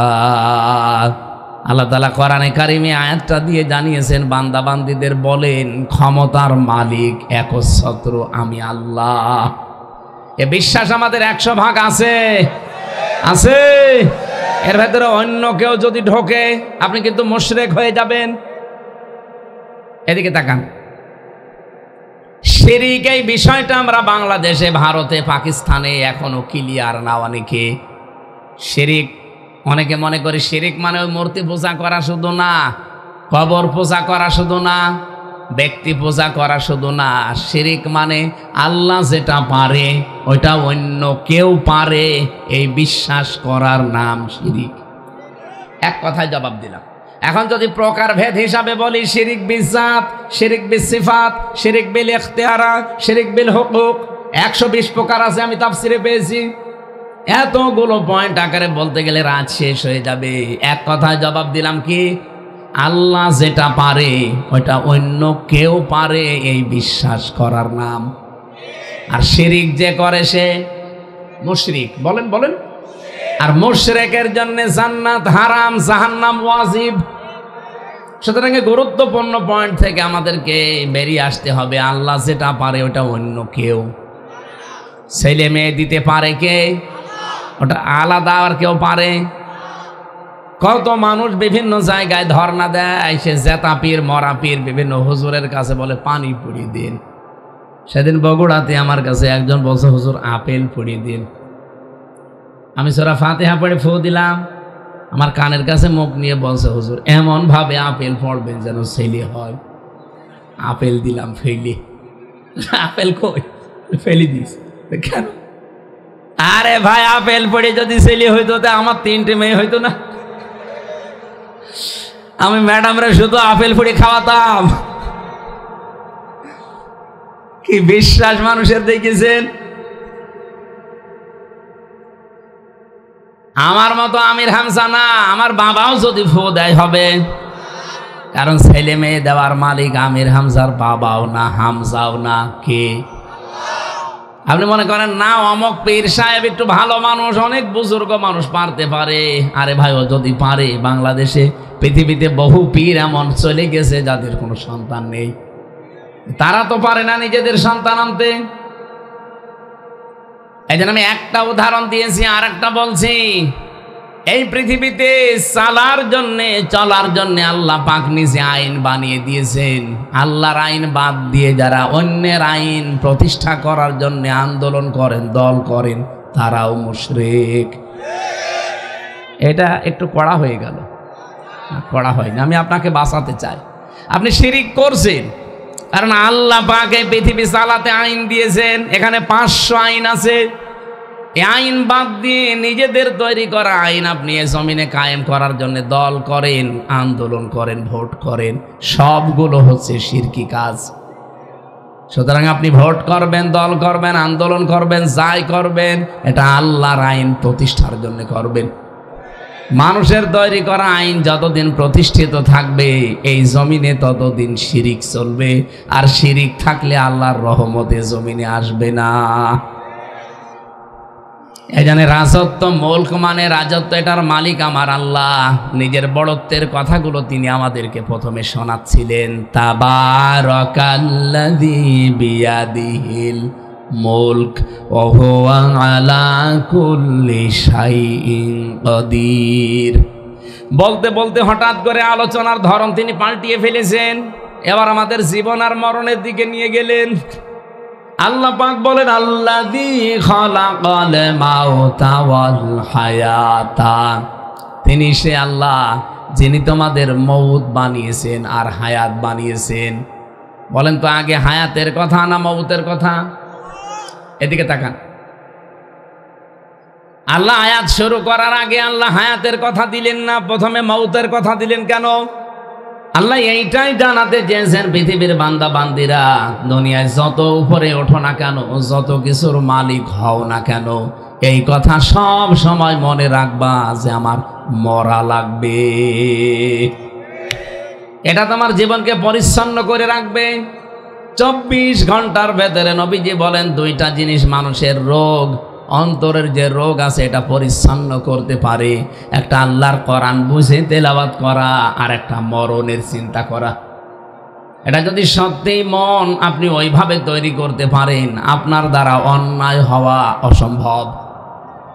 24 ঘন্টা আপনার টেনশনে থাকবে, আমার তো কোনো গ্যারান্টি নেই। কচুর পাতায় পানি আছে, তাও তো একটা গ্যারান্টি আছে যে এতটুকু সময় পড়তে পারে। আমার যে ভেতরে নড়াচড়া করছে রুহু, এর কোনো গ্যারান্টি, কারণ এর পুরাটাই কন্ট্রোল করছে কে? নবীজি বলেন, মানুষের আমাকে প্রশ্ন করতো, ওয়ায়াসআলুনাকা আনির রূহ কুলির রূহু মিন আমরি রাব্বি। হে পৃথিবীর মানুষেরা, আমাকে যদি কেউ প্রশ্ন করে যে ভেতরে যেটা নড়াচড়া করে এর রুহু এটা কি, আল্লাহ পাক বলেন, নবী আপনিও জানেন না, আপনি শুধু বলেন যে এটা আল্লাহর হুকুম। আমা উতীতুম মিনাল ইলমি ইল্লা কলিলা। মানুষকে আমি যত সামান্য জ্ঞান দিয়েছি, এই জ্ঞান দিয়ে সে এই পর্যায়ে পৌঁছাতে পারবে না। সুতরাং ভেতরে যেটা আছে এটা কিন্তু হুকুম কার? তাহলে আমার ভেতরে যেটা আছে সেইটা আল্লাহর হুকুম। আমি মাস্তানি করছি কার উপর ভর করে? আমার তো পেছনে কোনো ব্যাকআপ লাগবে মাস্তানি করার জন্যে। তা আমি যার উপরে ভরসা করে এগুলো করছি, তা আমার তো সেইটাই কন্ট্রোলে নেই, সেইটাও কন্ট্রোল করছে কে? এদিকে তাকান। আমি জেলে যাওয়ার আগে 20 সালে একবার একটা মাসলা দিয়েছিলাম, ফতোয়া। কুষ্টিয়ার হালসায় আমাদের গ্রামে জেনা করেছিল নারী আর পুরুষ, বিবাহিত হলে যদি জেনার শাস্তি। আমারে ফতোয়া জিজ্ঞাসা করেছে, আমি বললাম তাদের শাস্তি হচ্ছে এই মাটির ভেতরে বুক পর্যন্ত গেড়ে দিলে পাথর অথবা ইট দিয়ে মেরে দুনিয়া থেকে বিদায় করা, সঙ্গে সার করা। এটা হচ্ছে কোরআনের বিধান। এখন ফতোয়া পর্যন্ত দেওয়া আমার কাজ, এটা কি বাস্তবায়ন করা আমার কাজ? আমার পেছনে কোনো ব্যাকআপ আছে, কোনো শক্তি আছে? আমি ফতোয়া দিলাম, রায় দিয়ে গ্রামবাসীকে বললাম কাজ করে ফেলবে। ও সঙ্গে স্যার ওই মহিলাকে না, সঙ্গে স্যার তো আমারে করবে। ওই মহিলারে দেখা যাচ্ছে বাঁধতেছে, আর এদিকে পুলিশ আমারে ধরে নিয়ে সঙ্গে স্যার করে দিয়েছে। বলবে ওসি সাহেব নিজে বলবে এদেশে কোরআনের আইন কায়েম আছে, আপনি ফতোয়া পর্যন্ত দেন, কার্যকর করতে গেলেন কোন কারণে? কিন্তু এটা যদি সৌদি আরব হতো, আফগানিস্তান হতো, ওই দেশের যারা বড় বড় ইমাম মুফতি আছে, সরকারি সার্টিফিকেট আছে আমার যেমন, ওনাদের যারা আছে তারাই ফতোয়া দিয়ে না কার্যকর করে জমার দিন সবার সামনে দেখাতো। কারণ তাদের সামনে কি আছে? তাদের সামনে পেছনে ব্যাকআপ আছে, শক্তি আছে। আমি সেটার উপরে ভর করে দুনিয়ায় হারামি খারাপি কাজ করে বেড়াই। কার ওপর ভরসা করি? আমার জীবনের ওপরে। জীবনই তো আমার কন্ট্রোলে নেই। কি কথা বলছেন এখানে? কুল্লু নাফসিন যায়িকাতুল মাউত ওয়া ইন্নামা তুওয়াফাউনা উজুরাকুম ইয়াউমাল কিয়ামাহ ফামান যুহজিহা আনিন নার ওয়া উদখিলাল জান্নাতা ফাকাদ ফাজ। সূরা আলে ইমরান 185 নম্বর আয়াতে আল্লাহ বলেন, প্রত্যেকটি জীব মারা যাবে, জীবন যারে দিয়েছে তার মরণ লাগবেই। আমাদের নবীর মতো এত ভালোবাসার জিনিস তো আল্লাহর কাছে ছিল না, তারও মরা লিখেছে। এমনকি আজরাইল আর ফেরেশতা জিবরাইল দুইজন এসে বলেছিল, হে রাসূল যতদিন থাকতে চান থাকতে পারবেন। নবীজি বলেন, তারপরে কি? মরা লাগবে। কারণ এটা থেকে আজ পর্যন্ত আল্লাহ কাউকে রেহাই দেয়নি, কিয়ামত পর্যন্ত কাউকে দেবেও না। নবীজি বলেন, ও ভাই জিবরাইল, মরাই যদি লাগে তখন এই নশ্বর দুনিয়ায় থেকে আমি করব কি? তাড়াতাড়ি করে আমার বন্ধুর কাছে আমারে নিয়ে চলো। আল্লাহ যে মাওতা দিয়ে আয়াত শুরু করলাম এইটা বলার জন্য পর্যন্ত আসলাম। হযরতে আজরাইল বলে, হে নবী তাহলে আমি শুরু করলাম। বুকের ওপরে শুধু হাতটা দিয়েছিলেন। বিশ্বনবী চিৎকার মেরে বলে, ভাই তাড়াতাড়ি হাত সরান। কেন? মনে হচ্ছে উহুদ পাহাড় আমার বুকের ওপরে রেখে দিয়েছেন। অথচ আমি তার জীবনী পড়ে দেখেছি, রাহিকুল মাখতুম, বিশ্ব নবী মুহাম্মদ রাসূলুল্লাহর পুরা জীবন লেখা আছে। নবীজির এই শরীরের ভেতরে আমার মতো হামজার ৭০ হামজার শক্তি ছিল। এত বড় মহান মানুষ, শক্তিশালী মানুষ পৃথিবীতে, তার এখানে হাত দিয়েছে আজরাইল। এটাই যদি মনে হয় যে উহুদ পাহাড় দেখেছে হাত সরান, তাহলে আমাদের তো হাতও দেওয়া লাগবে না, শুধু আঙ্গুল দিলেই শেষ। কথা বলেন না কেন? কোরআনে কারিমে আল্লাহ তাআলা জানিয়েছেন, জাতে সাকারাতুল মাউতি বিল হক, ইলা আখিরি আয়া।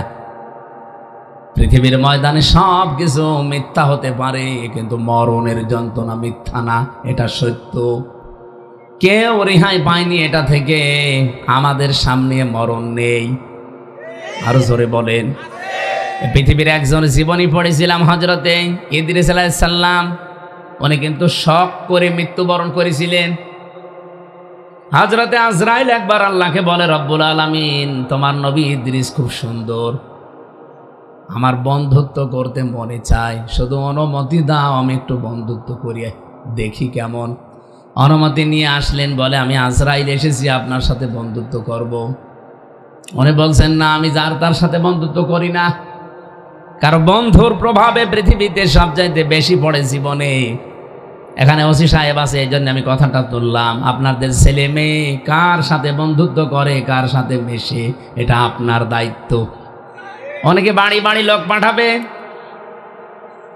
কিছুদিন পরে যখন বাবা খাবে, ডাল খাবে, তখন ওনাদের দোষ দেবে যে ওনারা দায়িত্ব পালন করেনি। আর দায়িত্ব তো আপনার ছিল।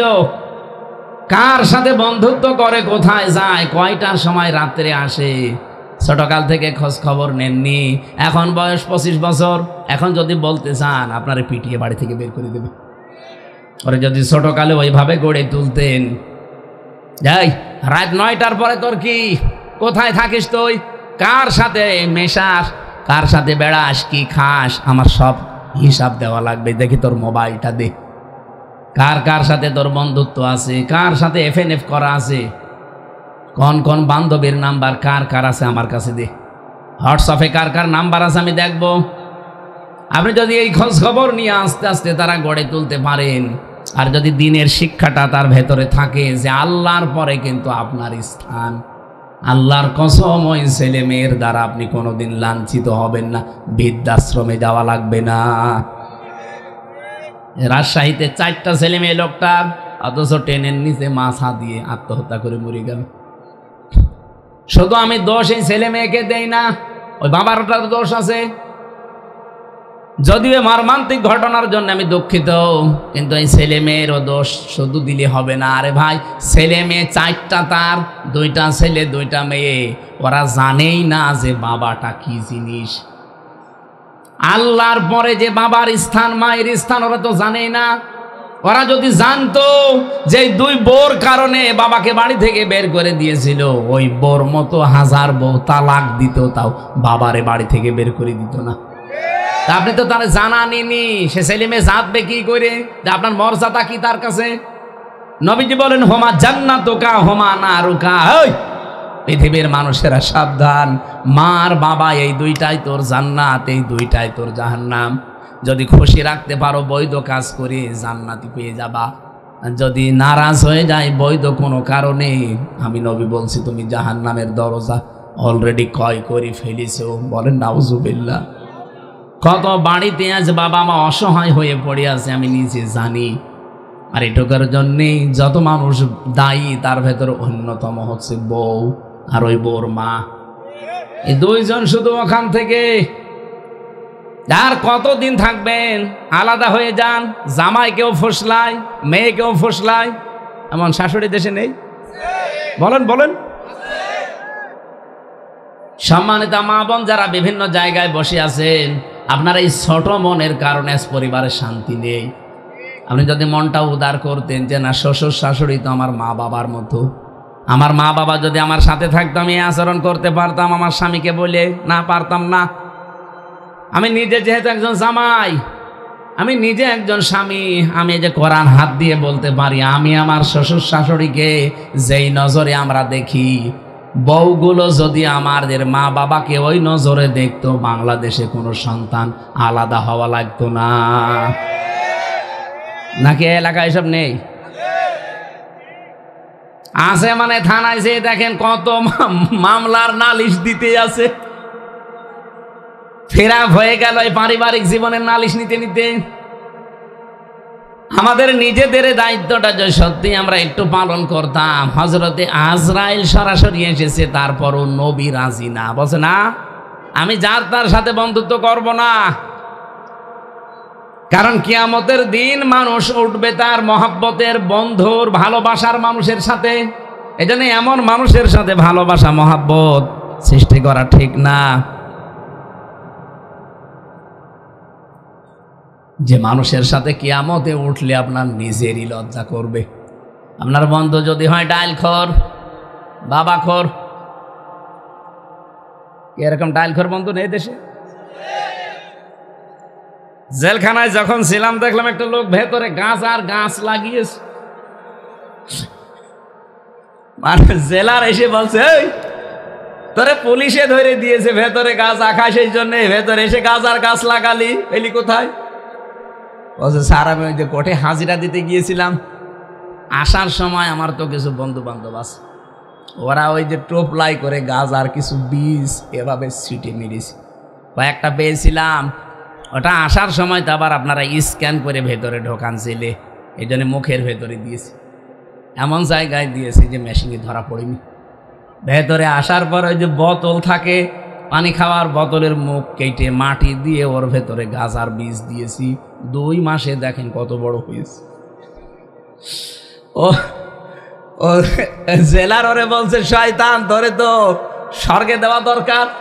হিন্দু মানুষ তো দেবদুলা, বেহেশত তো বলছে না, বসে তোরে স্বর্গে দেওয়া দরকার। বাইরে থেকে পুলিশ ধরে গাঁজা খাওয়ার জন্য ধরে জেলে দিল সংশোধনের জন্য, আর তুই ভেতরে এসে গাঁজার গাছ লাগিয়েছিস। এইরকম বন্ধু বান্ধব যদি আপনার থাকে, কিয়ামতের দিন এরকম মানুষের সামনে আপনি উঠবেন, আপনার লজ্জা করে না? এক্ষুনি পরিবর্তন হবে। যার তার সাথে বন্ধুত্ব করা যাবে না, মেশা যাবে না, চলাফেরা করা যাবে না। হযরতে আজরাইল বললেন, তুমি যখন এসেছো, ইদ্রিস নবী বলেন ঠিক আছে ফেরেশতা আমি রাজি আছি, কিন্তু আমার 3টা শর্ত মানা লাগবে। 1 নম্বরে আমি শুনেছি যে মরণের যন্ত্রণায় অনেক কষ্ট, তুমি আমার জানটা কবজ করো এখন, এরপরে রুহ আবার ঢুকিয়ে দাও। হযরতে আজরাইল বলে রব্বুল আলামিন গিয়েছিলাম তো নবী মনে করে ভালো জায়গায়, কিন্তু এত ভেজাল, মরিয়ে দেখতে চাই। আল্লাহ পাক বলেন ঠিক আছে, এখন মরতে চাই, আমার বান্দার শখ, আমার নবীর শখটা পূরণ করো। জানটা কবজ করার পরে আবার ভেতরে দিয়ে দাও। রুহ কবজ করে যখন দিয়েছে, বলে কি আর কিছু বাকি? হ্যাঁ, আমি জাহান্নাম দেখতে চাই। শুনেছি জাহান্নামে নাকি মানুষ গেলে মরেও না, বাঁচেও না। কেমন জাহান্নাম আল্লাহ বানিয়েছে, আমার নিয়ে চলেন। জাহান্নাম ঘুরিয়েছে, এবার বলেন চলেন। ঠিক আছে, দেখলাম। আর একটা শর্ত বাকি আছে, আপনি আমার একটু জান্নাতটা দেখান। আমি শুনেছি নাকি জান্নাত আল্লাহ এমন ভাবে বানিয়েছে যে মানুষের চোখ দেখে নাই, কান শোনে নাই, হৃদয়ে কল্পনা বোধহয় হয় নাই। আপনি আমার একটু দেখান তো কেমন। ভেতরে নিয়ে গেছে, ঘুরতেছে, জান্নাত পরিভ্রমণ করছে। বলেন এবার চলেন। হযরতে ইদ্রিস নবী বলে, ফেরেশতা তুমি চলে যাও, আমি আর যাব না। কেন? আমি আল্লাহর বক্তব্য জানি, খালিদিনা ফিহা লা ইয়াবগুনা আনহা হিওয়ালা। আল্লাহ বলেন, কোনো মানুষ যদি জান্নাতে একবার আসতে পারে, কোনো দিন আমি আল্লাহ তারে আর বের করে দেব না, আর সে বের হতেও চাইবে না। আল্লাহ তো নিজেই জানিয়েছে যে বের করে দেবে না। বারবার ডিস্টার্ব করো, চলে যাও। হযরতে আজরাইল বলে, রব্বুল আলামিন এখন আমি কি করি?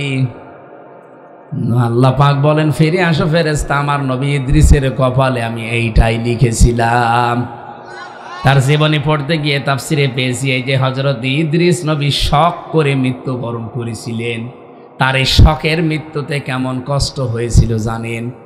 একটা জীবিত ছাগলকে নবীজি বলেন জিন্দা অবস্থায় ছিঁড়ে পোড়া চামড়া ফেলে দিয়ে লবণ দিলে যেমন কষ্ট হয়, ঠিক এই রকম কষ্ট হয়েছিল।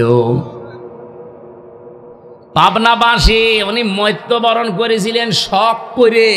তাও নবী মানুষ, তাও আল্লাহর আদরের নবী, যেমন তেমন নবী না, এত বড় আদরের নবী শক করে মৃত্যুবরণ করে যদি এইরকম কষ্ট পায়, আমরা যারা মরতে চাই না তাদের কোনো কষ্টই নেই। নবীজির মতো মানুষ যদি এই কষ্ট সহ্য করতে পারে যে আজরাইল তাড়াতাড়ি হাত তুলে ফেলো, আমি আর পারি না। এই জন্য প্রত্যেকের জীবনে যেহেতু এটা অপেক্ষা করছে, আর কোনো গ্যারান্টিও নেই। যখন তখন চলে আসতে পারে। বসে আছি, দাঁড়ানোর গ্যারান্টি আছে? নেই। আর পৃথিবীর প্রতিটি মানুষের হায়াত কিন্তু সমান। হযরত আদম নবীর পৃষ্ঠদেশ থেকে যখন আমাদের সবাইকে আল্লাহ একদিনে বের করেছিলেন আলমে আরওয়ার জগতে, রুহের জগতে, ওখান থেকে এই যে একটা একটা করে আল্লাহ দিচ্ছে, পাঠাচ্ছে, সাপ্লাই দিচ্ছে। হয়তো 100 বছর 150 বছর পরে আবার চলে যাবেন, আবার নতুন মানুষ আসবে, আমরা আবার চলে যাব, আবার আসবে, আবার চলে যাব। কবরের জগৎ কিন্তু সবার জন্য প্রায় সমান। এদিকে তাকান। প্রশ্ন আসতে পারে 5000 বছর আগে যারা এসেছিল তারা হয়তো 70, 80, 100 বছর দুনিয়ায় বেঁচে ছিল, ওরা চলে গেছে। এখন আমরা এতদিন পরে আসলাম, ওরা কতদিন কবরে আছে, আর আমরা এতদিন পরে কবরে যাব। কবর সমান হয় কি করে? হ্যাঁ সমান। হযরত আদমের পৃষ্ঠদেশ থেকে যেহেতু আমাদের সবাইকে আল্লাহ একদিনে বের করেছেন, আর ওইটা ছিল আলমে আরওয়ার, রুহের জগৎ। এরপরে আর একটা যে জগৎ আসতেছে এটা আলমে বারজাখ, পর্দার আড়ালের জগৎ। রুহের যে জগৎটা ছিল ওইটাও যেহেতু পর্দার আড়ালের জগৎ, মরণের পরে যেটা আসবে এটাও পর্দার আড়ালের জগৎ। মানে আদম নবী থেকে শুরু করে ওই সময় যারা এসেছে তারা ওই সময় বিদায় নিয়ে 50 বছর 100 বছর পরে চলে গেছে। তারা এখন অলরেডি কবরে আছে। আমরা এতদিন কবরে ছিলাম, 100 বছর পরে আমরাও যাব, কারণ ওর হায়াত কবরে, আমার হায়াত কবরে প্রায় একই। মাঝখানে দুনিয়ার জীবনে অল্প কিছুদিন, কারো একটু বেশি, কারো একটু কম। আমার কথা বোঝা গেছে? আল্লাহ এই জন্য আল্লাযী খালাকাল মাউতা দিয়ার পরেই হায়াতা দিয়েছেন। আমি হায়াত পেয়েছি তাফসীর 5 প্রকার। 1 নম্বরে হায়াত, যেটা বলা হয় আলমে আরওয়ার, রুহের ওই জগতে, যেটা অলরেডি আমরা পার করে ফেলেছি, আরও কিছু ভাই বোনেরা আছে। 2 নম্বরের জগৎ ছিল আলমে বুতুন, মায়ের পেটের জগৎটা। এটা প্রায় সবার জন্যই প্রায় সমান। 8 মাস থেকে শুরু করে 10 মাস 10 দিনের ভেতরে দুনিয়া আমরা আসি। এরপরে 3 নাম্বার যে জগৎটা এখন চলছে এর নাম আলমে দুনিয়া।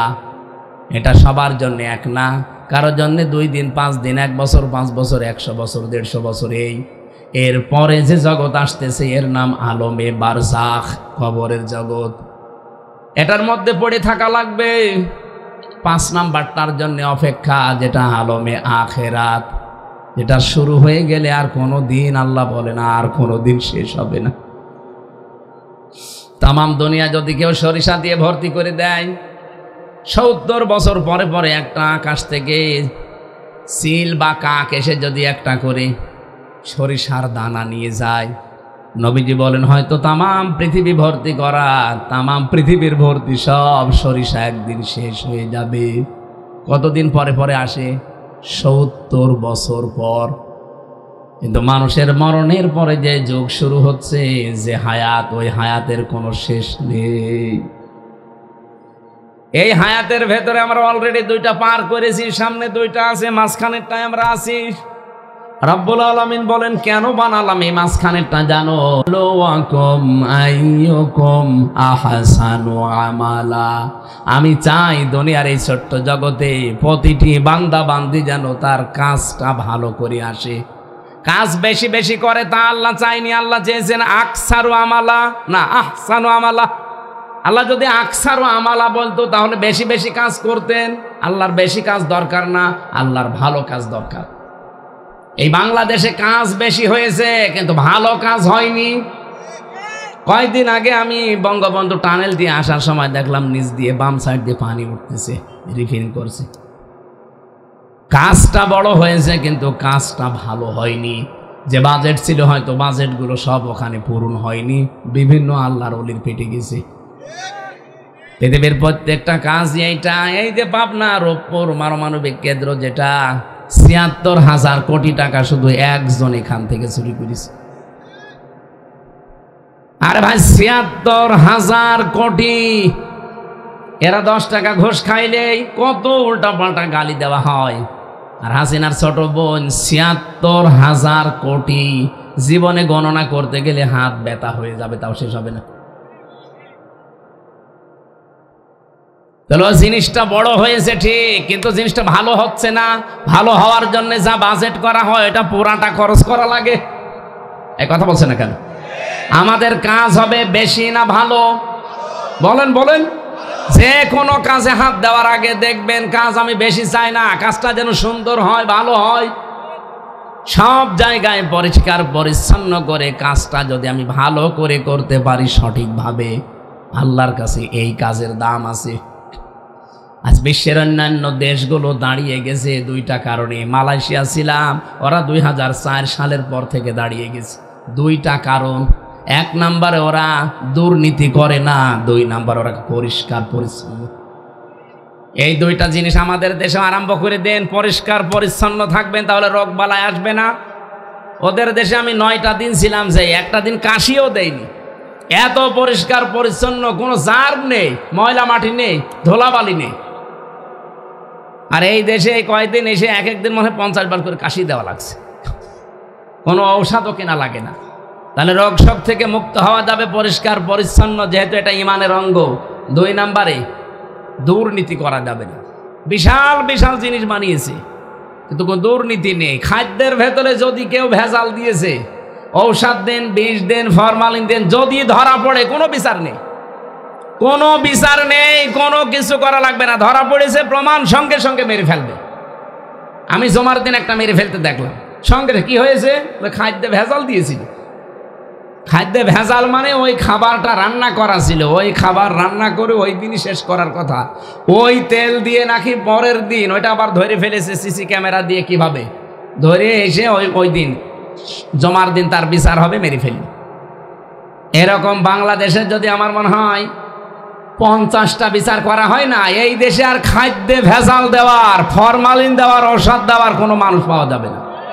তখন আমাদের রোগ শোকও কম হবে। এই জন্য কাজ আমরা বেশি চাই না, কাজ কি চাই? ভালো কাজ চাই। আপনাদের মাহফিল বাস্তবায়নের জন্য এরপর ওহুয়াল আজিজুল গফুর আছে, এক একটা শব্দে লক্ষ লক্ষ কথা আছে। কেন আল্লাহ আজিজ দিলেন, কেন আল্লাহ গফুর দিলেন, আর আহসানু আমালা, পৃথিবীতে সবচাইতে ভালো কাজ কোনটা, এত ব্যাখ্যা করতে গেলাম তাহাজ্জুদের নামাজের সময়। রাত 12টা পার হয়ে গেছে, আর মনে হয় আর ফিকও হবে না, কারণ আমাদেরও কাজ আছে।